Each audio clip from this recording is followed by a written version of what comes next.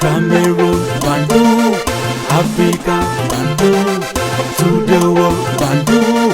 Salut les amis et bienvenue sur votre plateforme ici, c'est votre frère, le frère africain, le digne combattant, digne fils d'Afrique, comme vous d'ailleurs, parce que je sais que vous êtes nombreux à embrasser ce combat aujourd'hui, parce que c'est un combat digne, c'est noble.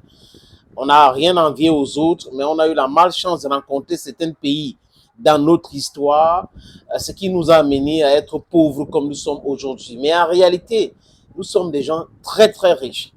La plupart de nos micro-États souffrent de ce que j'appelle le scandale géologique.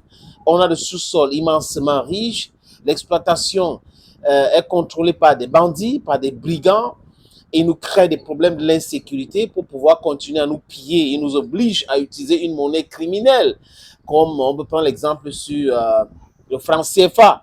Voilà, le franc CFA, c'est une monnaie criminelle soutenue par des chefs d'État ou des sous-préfets imposés en Afrique par la France. Vous pouvez citer Paul Biya du Cameroun qui fait partie, lui il avait dit qu'il est le meilleur élève de la France, ce qui était un scandale, une aberration. Alassane Dramane Ouattara, par exemple, aujourd'hui, juge que pour la France, il est prêt à vendre le cacao ivoirien, par exemple, à vil prix pour contenter ses amis français, ceux qui l'ont imposé au pouvoir en Côte d'Ivoire. Même après avoir perdu les élections, les Nations Unies, qui est une organisation criminelle aujourd'hui, les amis, je pèse mes mots, mais les mots là sont même tellement faibles. Pour ceux qui connaissent bien l'histoire de la Côte d'Ivoire, l'histoire du Cameroun, l'histoire de l'Afrique, notre rencontre avec l'Occident a été une malédiction pour nous. Une vraie malédiction pour nous. Les gars se sont réunis à Berlin entre 1884 et 1885. Donc, c'était le mois de novembre et le mois de février. De 84 à 85. Et ils ont décidé qu'ils ne vont pas faire la guerre en Afrique pour conquérir les territoires. Donc, il n'y aura pas la guerre entre eux en Afrique. Ils se sont mis ensemble, ils ont mis la carte de l'Afrique, ils ont divisé l'Afrique comme bon les sent. Divisé l'Afrique. Ils avaient la technologie pour savoir qu'il y avait le bauxite ici, il y avait de l'or là-bas, il y avait le diamant ici, il y avait tout ce cadre-là. Et qu'est-ce qu'ils ont fait? Ils nous ont imposé des choses incroyables. C'est-à-dire que des choses insensées.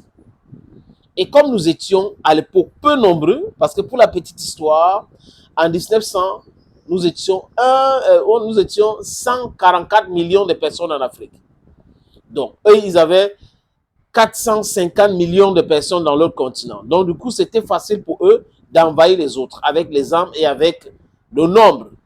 Mais aujourd'hui, les amis, si vous regardez bien, mettez les États-Unis, l'Australie, la Nouvelle-Zélande, tous les autres pays, la Corée du Nord, Corée du Sud, Japon, l'Europe et l'Afrique, nous les dépassons en termes de population. Largement. Donc, ils ont peur de tout cela. Mais les gars ne devaient pas oublier. On n'est pas rancunier, mais on n'oublie rien. L'histoire est têtue. On n'oublie pas notre histoire. Les histoires de venir nous demander d'oublier l'histoire pour avancer. On a Macron, par exemple, qui dit beaucoup d'enfants d'Afrique n'ont pas connu la colonisation. Lui-même, il n'a pas connu la colonisation ni l'esclavage. On doit passer à autre chose. Donc, c'est trop facile.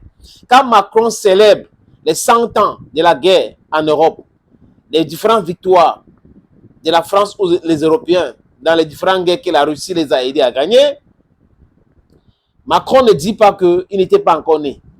Mais quand ça concerne l'histoire du continent africain, on a des pseudos intellectuels. Des gens qui, c'est-à-dire que je vois certaines personnes qui tapent la poitrine. J'ai eu mon diplôme de journalisme en France, comme si il dépasse celui qui a eu son diplôme de journalisme au Cameroun. En quoi? C'est des petits complexés comme ça, des petits esclaves de la maison qui sont là. Certains disent qu'ils sont de l'opposition, certains disent qu'ils ont des médias, du peuple et autres, alors qu'ils sont du parti au pouvoir. Certains sont des escrocs patentés. Donc vraiment, les amis, on doit faire très attention parce que l'ennemi ne dort. Et l'ennemi aussi à la maison. Chez nous, en Afrique, on a des gens qui combattent la souveraineté africaine, qui ne veulent pas que nous soyons libres. Parce qu'ils ont des petits privilèges. Les visas, toutes ces choses-là, ils ont, les amis. Nous aussi, on a besoin de voyager. Mais est-ce qu'on doit mettre en péril le combat actuel pour le voyage, pour les déplacements? J'ai l'opportunité dans ma petite vie, les amis, de faire le tour du monde. Mais c'est bien. Mais à un moment donné, vous vous posez la question, et même quand j'étais en Occident ou dans les Amériques, je me posais beaucoup de questions. Les questions sur l'Afrique. Parce que j'ai grandi avec un papa, mes parents et tout ça, me parlaient des différents problèmes qu'on avait. Et j'ai aimé aussi l'histoire. Donc, à chaque fois que je lisais l'histoire, je ne comprenais pas comment nous pouvons avoir des potentialités pareilles. Désolé, les amis, pour ce lapsus. Et on reste toujours pauvre. Ce n'est pas possible. Le problème, c'est les Africains. Et le discours aujourd'hui que Ibrahim Traoré, Assimi Goïta, Abdurrahman Tiani envoie à la France, c'est un discours clair, net. Abdurrahman Tiani a dit, les amis, dans l'un de ses discours, que la France a exploité le Niger, pour citer que le cas du Niger, pendant 107 ans. 107 ans d'exploitation, de pillage, du vol, du banditisme étatique. Et que la France doit commencer à réfléchir sur payer les réparations. Donc cette France-là, cet Occident-là, qui prétend donner des leçons au peuple africain, devrait savoir qu'à un moment donné, ils vont payer ces réparations-là. Ils vont payer. Thomas Sankara disait quoi, les amis? C'est un révolutionnaire.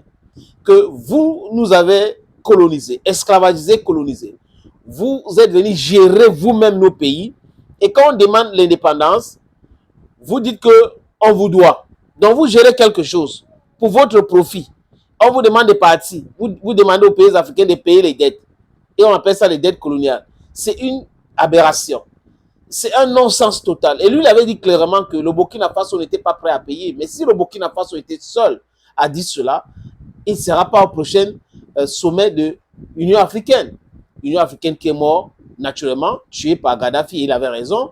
Mais je veux dire, Organisation de l'unité africaine. Maintenant, l'Union africaine doit aussi mourir parce que l'Union africaine ne sert absolument à rien si ce n'est pas servir les intérêts de l'Occident qui pille l'Afrique, l'Occident qui nous impose la souffrance, l'Occident qui travaille avec le Fonds monétaire international pour nous imposer des stratégies économiques pour nous maintenir dans la pauvreté, dans la souffrance, dans la misère totale. Donc, le discours d'Abdelman Tiani tient. Il faut payer les réparations. La France d'Emmanuel Macron qui essaye de torpiller le processus de normalisation, la sérénité au Mali, au Niger et au Burkina Faso devrait savoir cela. Bientôt, ils vont payer la réparation. Voilà le message que les trois dirigeants de l'AES ont envoyé clairement à cette France. Bientôt, ils vont se séparer de cette monnaie criminelle, nauséabonde, nocive. Les amis, utilisez tous les adjectifs qualificatifs que vous avez dans votre tête ou dans votre lexicon. Mais ce qui est clair, c'est que la France doit payer. Parce que la France n'a pas seulement pillé l'Afrique, la France a aussi volé les objets d'art. La France a volé, les Allemands ont volé, les Britanniques ont volé. Ces gars-là ont volé. Mais pour eux, dans les musées et autres, quand on voit ces objets d'art, c'est normal. On a appris à l'époque. Donc vous gérez nos pays. Vous nous imposez des stupidités. Et après, vous voulez qu'on applaudisse. Tous les enfants d'Afrique, avec dans l'ensemble des enfants de l'Afrique, let me just put it that way, demandent réparation. Mais on va y arriver là-bas, les amis.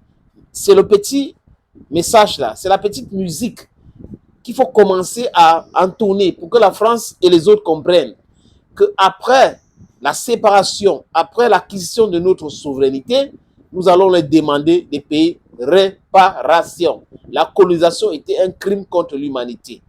L'esclavage était un crime contre l'humanité. Les autres ne peuvent pas se protéger par rapport à tout ce qui s'est passé dans leur histoire. Et nous, on est là, les dindons de la face. Ce n'est pas possible. Nous devrons nous réveiller. Réveillez-vous, les amis, les gens vous regardent. Et à chaque fois, si vous avez le temps, partagez nos réflexions pour que Emmanuel Macron et les autres amis comprennent que l'Afrique est en train d'arriver. Et ce n'est pas la blague. Thank you, friends. And bye-bye.